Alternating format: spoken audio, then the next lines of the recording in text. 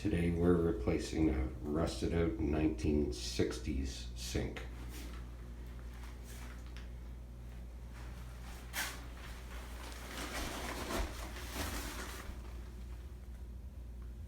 You can see all the rust.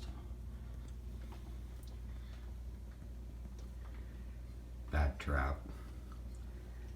No shut-offs. And here's the finished installation.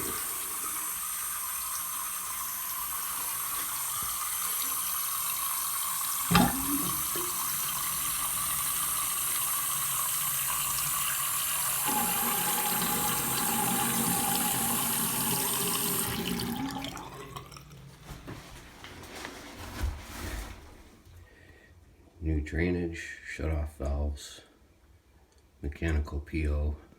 Everything is now complete, tested, and working properly with good drain flow.